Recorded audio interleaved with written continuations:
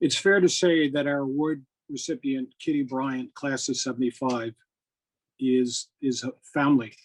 From the moment she stepped foot on campus in 7th grade, she embraced a friends community, developing important relationships with fellow students as well as teachers that have lasted a lifetime. Just like family, Kitty has shown her love to us throughout the years in countless ways. Kitty has taken to heart the lessons that legendary teachers Bliss Forbush and Claire Walker taught her, most notably service to others, the value of comparative critical thinking, and that our deeds speak louder than our words. In her various volunteer roles at Friends, she sees herself as a keeper of the flame. She currently serves on the Board of Trustees, holding a position on the Quaker Mission Oversight Committee, and for many years had pivotal roles on the Alumni Association Board, helping to establish the leadership and succession plan that exists today.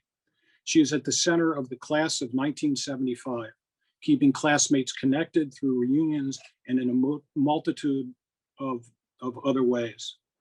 As part of the nomination for this award, her classmate, John Clapp, summed it up this way: Kitty has always worked tirelessly and advocated for Friends School from the time we graduated in 1975. I cannot think of anyone more deserving of this award.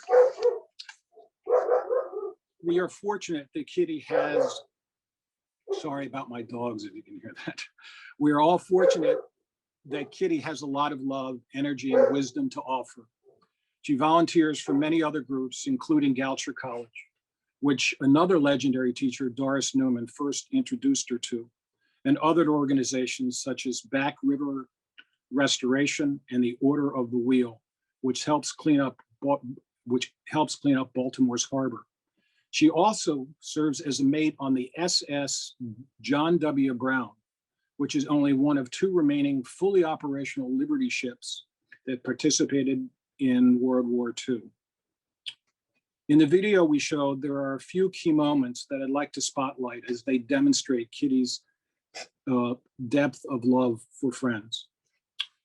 You may recall seeing a picture of Kitty's house. On the facade, the house is an expanse of stone.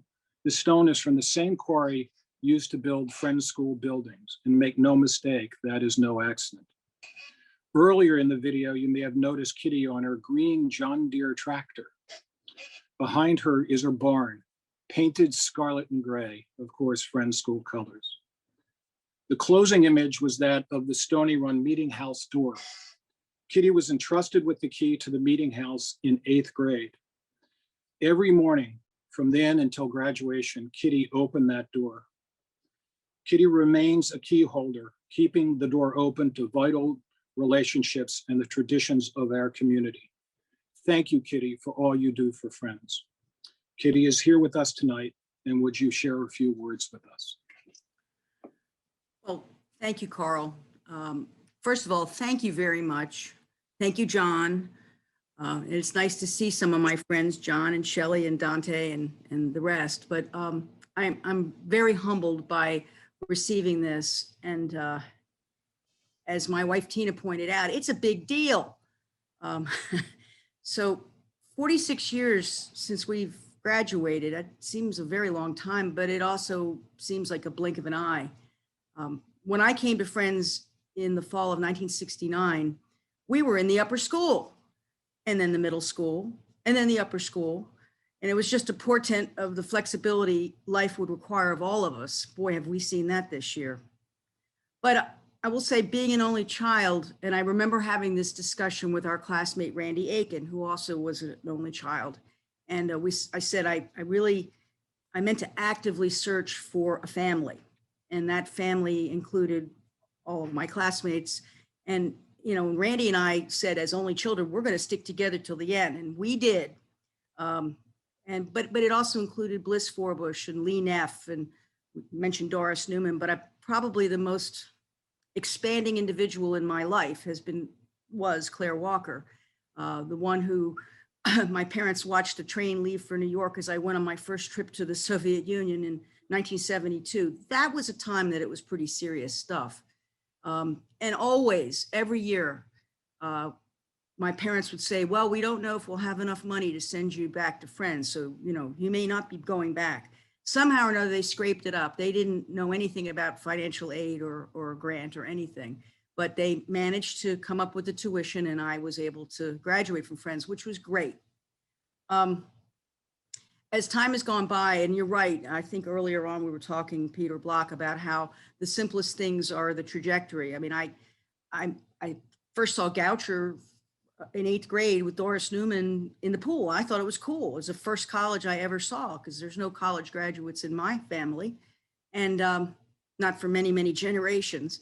But Goucher provided me early acceptance in 11th grade, and then it was my backup school. And as it turned out, it was the best fit because they had financial aid. And living on campus in Maryland has been very interesting, because it just seems that there are so many connections between Goucher and Friends at every level. And I remember that Bliss Forbush once gave me a small maple tree that I kept, and my mother finally said, "You've got to plant this somewhere." So it's actually on the campus at Goucher. And there's a plaque going to go on it that says it's to all of the Friends and Goucher graduates. So as time has gone by, anyone in my life has recognized Friends School as a pre-existing condition. And, well, look, I still got a sweatshirt, right? But it's been fun. And everywhere I go, I run into Friends School people. And I always have stories to tell about their parents or the faculty or their grandchildren or whatever. And I'm very pleased to have maintained my relationship as one of the non-parents on the board of trustees. I don't have a dog in the fight. So when I say something, it's generally pretty much from the heart. So I thank you very much. And I'm really delighted to see some of my oldest and dearest friends on here. I'm really surprised. Dante, thank you. John, thank you. Thank you, John and Shelley. And I'm looking forward to our 50th reunion, which I would like to say right now, I'm happy to host here at Camp Run Amok. So thank you so much.